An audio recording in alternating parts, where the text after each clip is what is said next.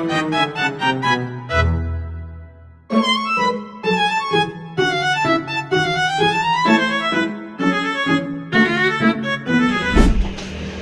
semuanya. Kenalin, kita kelompok 6 dari kelas 9B. Saya Ivani Gazanaya Ribowo, nomor absen 13 sebagai pewawancara. Di podcast ini kita kedatangan 3 narasumber teman saya sendiri. Saya Meladong Kalani Putri, nomor absen 29. Saya Ilham Bagaskara, nomor absen 17. Saya Alvanus Supaji, nomor absen 4. Di podcast ini kita akan membahas tentang sistem kekeluargaan matrilineal dan patrilineal. Oke, langsung saja ya, kita mulai. Apa sih yang dimaksud dengan sistem kekeluargaan matrilineal dan patrilineal?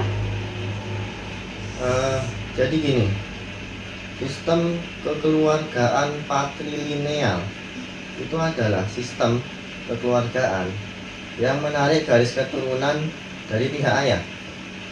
Jadi anggota silsilah keluarga yang nyambung sampai ke nenek moyang itu laki-laki semua gitu.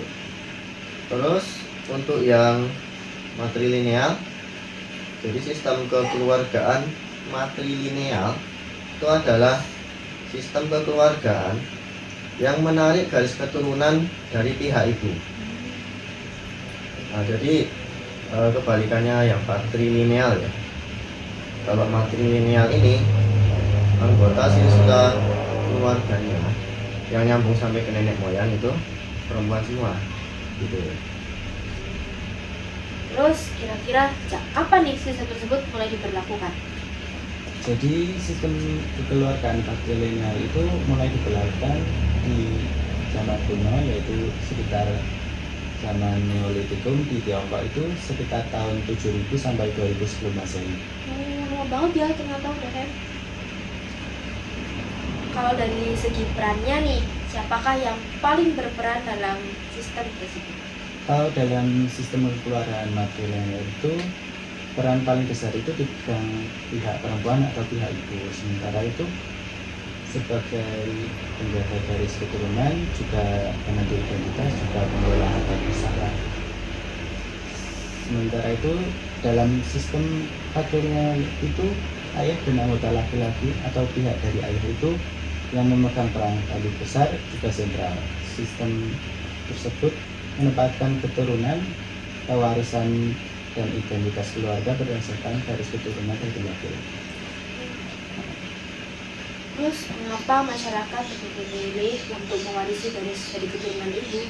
Jadi masyarakat lebih memilih mewariskan garis keturunan itu karena alasan sejarah, ekonomi, dan budaya. Dalam sistem ini, warisan terutama harta pusaka tinggi dan hak-hak keluarga diwariskan dari ibu ke anak yang seringkali didukung oleh adat istiadat, seperti yang ada di suku Minangkabau. Lalu di daerah mana saja yang masih banyak menganut di sistem tersebut? Sistem patrilineal ada di suku Batak, Asmat, Dani, dan Bali. Sedangkan matrilineal ada di suku Minangkabau di Sumatera Barat dan suku Semendo di Sumatera Selatan. Kalau peran laki-laki dalam keluarga patrilineal itu bagaimana ya?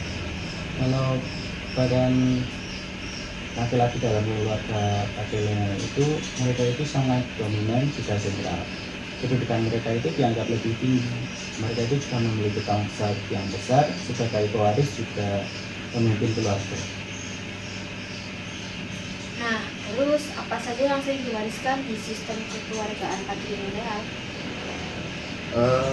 Biasanya di sistem patrilineal itu warisannya berupa nama keluarga, terus berupa harta benda, status sosial, dan tanggung jawab kepemimpinan. Dan tentunya yang mewarisi ini semua adalah dari pihak laki-laki kalau di sistem patrilineal. Kalau dari sistem kekeluargaan matrilineal? Nah, kalau di sistem kekeluargaan matrilineal, harta yang diwariskan itu bisa berupa senjata pusaka, terus berupa kekayaan, status sosial, dan nama keluarga. Ya tidak jauh berbeda lah dengan harta warisan yang patrilineal. Di sini yang berbeda itu adalah pewarisnya. Kalau di sistem patrilineal yang mewarisi warisan itu adalah laki-laki, di sistem matrilineal ini yang mewarisi itu adalah dari pihak perempuan. Gitu. Terus bagaimana sistem patrilineal memenuhi peran gender dalam masyarakat?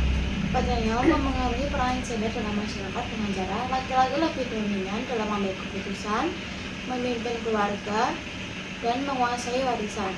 Sedangkan perempuan lebih diarahkan pada peran domestik. Sebelum kita tutup podcast ini, dengerin dulu nih pantun dari kita. Oke. Pergi ke pasar membeli tali. Cakep. Jangan lupa singgah sebentar untuk membeli roti. Cakep. Berakhir sudah podcast kami ini. Selamat tinggal tugas yang membebani. Ya. Dan Canda jaya Indonesia. Indonesia. Sekian dari kita. Tidak ada salah kata, mohon maaf. Assalamualaikum warahmatullahi wabarakatuh.